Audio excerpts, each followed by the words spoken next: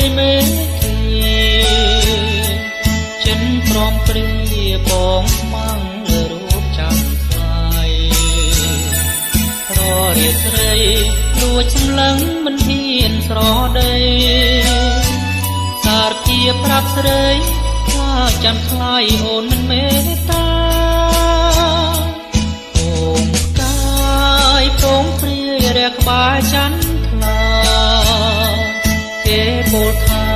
ដួងតារាគូនឹងច័ន្ទថ្លៃឯរូបបងនាងប្រក្រៃខ្លាចមាននិស័យ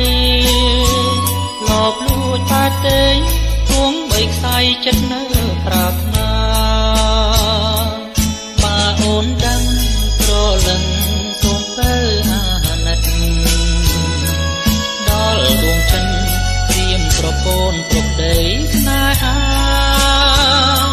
ក្នុងជាតិនេះបើស្រឡាញ់ហ៊ានបដូរសង្ខារមកស្មងឥតប្រែសាវ៉ាសូមចន្ទថ្លាជឿចោះណាស្រី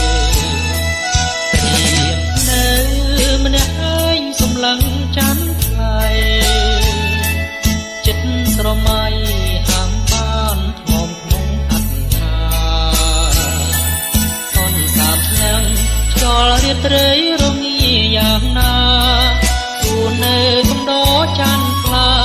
ហើយសន្យាស្នេហ៍តែអូនមួយ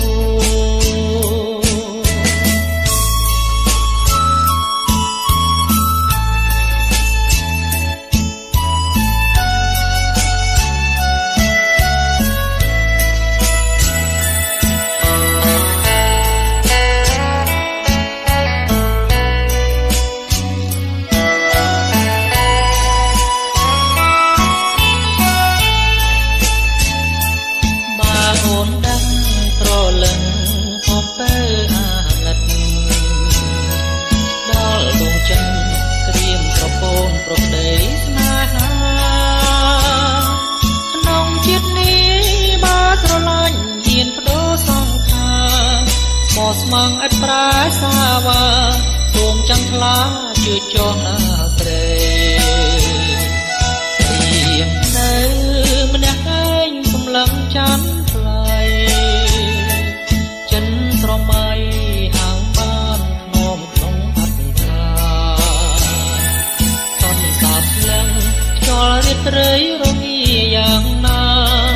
គូនៅកំដរច័ន្ទថ្លាហើយសន្យាស្នេហ៍តែ